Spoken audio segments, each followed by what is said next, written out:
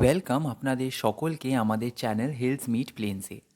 আজ আমি আপনাদের খুবই কম খরচায় মন্দারমণি ঘোরার একটা ট্যুর প্ল্যান বলে দেব, যেখানে ওখানে যাওয়া আসা, থাকা খাওয়ার একটা ডিটেলড বাজেট প্ল্যান থাকবে। বাজেট প্ল্যানটি আমাদের পার্সোনাল, তাই এটা হয়তো সবার ক্ষেত্রে না মিলতেই পারে।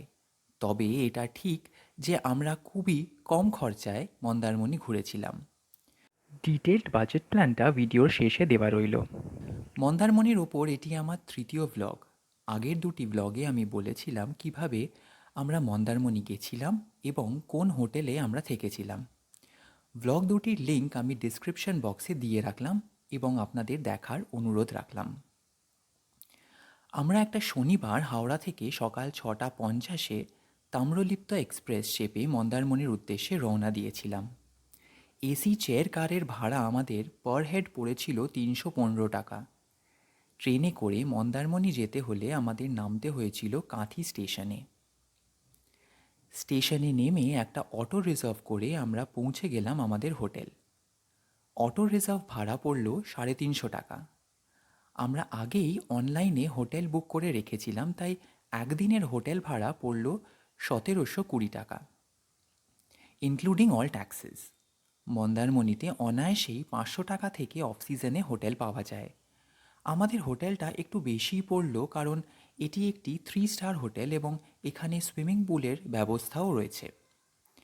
একটা ডিটেলড হোটেল ট্যুর আমি আমার আগের ব্লগে আপনাদের দিয়েছি, একবার সেটাও চেক করার অনুরোধ রইল।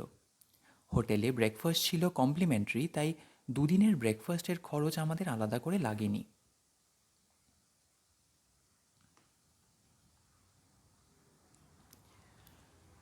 শনিবার আমরা বিচের ধারে ছোট ছোট খাবার হোটেল আছে সেখানেই লাঞ্চ করে নিলাম। পার হেড খরচ হলো ওই 200 টাকা মতো। লাঞ্চ শেষে একটু বিচে ঘুরে হোটেল ফিরে গিয়ে হোটেল থেকেই ডিনার করলাম, যা পড়ল 150 টাকা মতো পার হেড। পরদিন সকাল মানে রবিবার হোটেল থেকে কমপ্লিমেন্টারি ব্রেকফাস্ট সেরে বেরিয়ে পড়লাম আবার সি বিচ ঘুরতে। এই দিনও আমরা বিচের ধারেই লাঞ্চ সারলাম এবং ভাত, ডাল, চিংড়ি মাছ খেলাম ওরকমই 200 টাকা পার হেড দামে। লোকাল সাইট সিইং আমরা করিনি, তাই সেই খরচ আমাদের লাগেনি। আপনারা সেটা করলে অটো রিজার্ভ করতে হবে, যেটা 400 থেকে 500 টাকা নেবে। এবং মন্দারমণি বিচ মার্কেটে শপিংটা একান্তই ব্যক্তিগত ব্যাপার, তাই সেই খরচটা আমি এখানে ইনক্লুড করলাম না।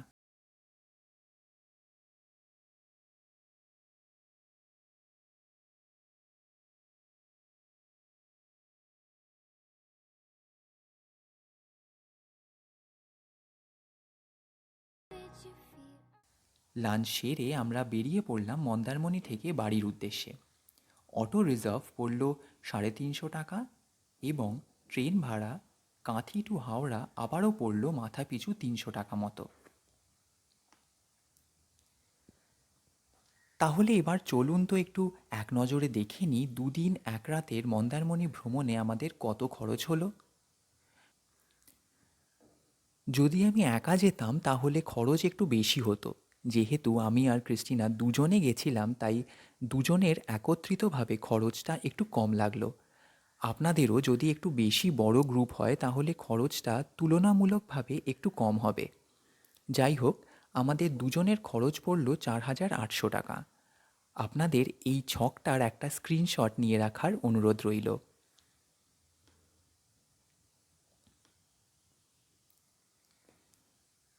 তো এই ছিল আমাদের মন্দারমণি ঘোরার একটা খুব সহজ বাজেট প্ল্যান, যেটা আপনাদের সঙ্গে শেয়ার করলাম এবং আশা রাখলাম আপনাদের এটা থেকে হেল্প হবে।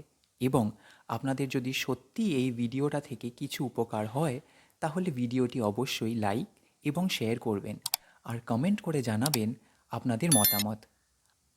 আর আমাদের এই চ্যানেলটিতে আপনারা নতুন হয়ে থাকলে চ্যানেলটিকে সাবস্ক্রাইব করারও অনুরোধ রইল। ভালো থাকবেন, সুস্থ থাকবেন এবং সবাইকে ভালো রাখবেন। আজ তাহলে চলি, দেখা হবে এক নতুন ব্লগে। নমস্কার।